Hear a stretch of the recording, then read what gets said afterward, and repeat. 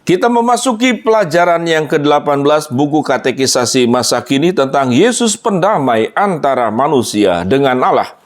Bacalah Roma 5 ayat 6 sampai dengan ke-11 dan jawablah pertanyaan-pertanyaan berikut. Yang pertama, mengapa manusia harus diperdamaikan dengan Allah? Yang kedua, bagaimana keadaan kita ketika Yesus mati bagi kita? Yang ketiga, apakah manusia mampu berbuat sesuatu apapun yang memperdamaikan dengan Allah? Yang keempat, bagaimana Yesus memperdamaikan kita dengan Allah? Yang kelima, dari apa kita diselamatkan? Ayat yang ke-9. Yang keenam, bagaimana hubungan kita dengan Allah karena kematian Yesus? Berikut, karena kematian Yesus kita dibenarkan. Bacalah Roma 3 ayat 21 sampai dengan ke-26 dan jawablah pertanyaan-pertanyaan berikut. Yang pertama, apa arti dibenarkan di dalam Roma? Lihat ayat 26. Ayat 4, pasal 4, ayat ketiga, ayat kelima, ayat 22, sampai dengan ayat yang ke-25 dalam Roma pasal yang ketiga. Yang kedua, bagaimana kematian Yesus di kayu salib menyatakan keadilan Allah? Yang ketiga, bagaimana manusia menerima pembenaran itu? Yang keempat, apakah manusia dapat dibenarkan berdasarkan amal perbuatannya sendiri? Yang kelima, apakah Allah membenarkan orang dari bangsa manapun juga apabila ia benar-benar percaya bahwa Yesus adalah juru selamat pribadinya? Halaman yang berikut. Kesimpulan, Allah yang adil harus menjatuhkan hukuman atas dosa. Hukuman dosa itu ialah maut. Allah sendiri yaitu Kristus Yesus menjadi manusia untuk menanggung dosa-dosa umatnya. Yesus menerima hukuman Allah atas dosa-dosa umatnya ketika ia mati di kayu salib. Barang siapa percaya kepada Yesus, dosanya telah tidak diperhitungkan lagi. Kepercayaan diperhitungkan sebagai kebenaran. Yesus dijadikan dosa guna menggantikan kita. Bacalah 2 Korintus 5 ayat 17 sampai dengan ke-21 dan jawablah pertanyaan-pertanyaan yang berikut. Yang pertama, apakah Yesus pernah berbuat dosa? Bandingkan Ibrani 4 ayat 15. Yang kedua, dosa siapa yang ditanggung di kayu salib? Yang ketiga, mengapa Allah tidak lagi memperhitungkan pelanggaran kita? Yang keempat, apa berita pendamaian itu? Berikutnya, karena kematian Kristus, dosa kita diampuni dan kita disucikan dari dosa.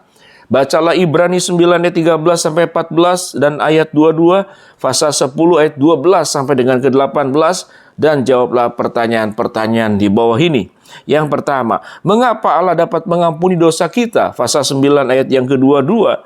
Yang kedua, apa yang terjadi dalam hati nurani kita karena kematian Yesus? Pasal 9 ayat 14, pasal 10 ayat 16 dari kitab Roma.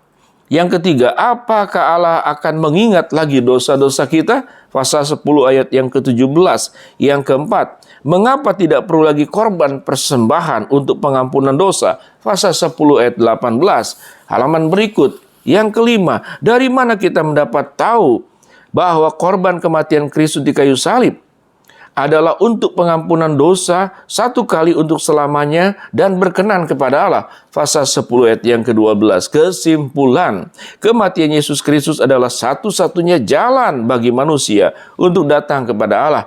Bandingkan Yohanes 14 ayat yang ke-6. Manusia sendiri tidak akan pernah mampu berbuat apapun untuk dapat diperdamaikan dengan Allah. Manusia berada di bawah kutuk Allah. Tapi Yesus rela menerima kutuk itu tertimpa pada dirinya sendiri dalam kematiannya di atas kayu salib. Galatia 3 ayat 10 sampai dengan ke-14.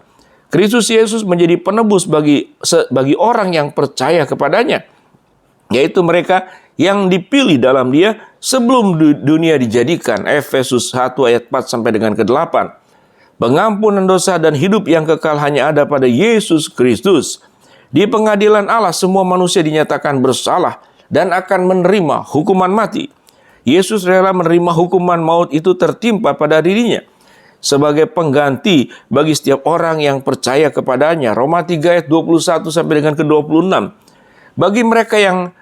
Bagi mereka tidak ada hukuman lagi. Surat hutang sudah dihapuskan. Kolose 2 ayat 13 sampai 14. Seluruhnya itu adalah mutlak anugerah kasih Allah yang dikaruniakannya secara cuma-cuma kepada kita. Efesus 2 ayat 8 sampai 9.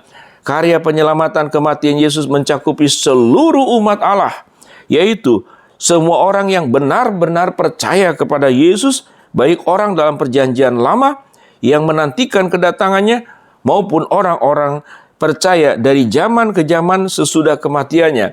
Ibrani 9 ayat 26, Ibrani 11 39 sampai dengan ke-40, Yohanes 8 ayat ke-56, Roma 4 ayat 2 sampai dengan ke-8. Demikianlah pelajaran yang kita pelajari, pelajaran yang ke-18. Terus belajar sampai selesai, sampai pelajaran yang berikut. Shalom.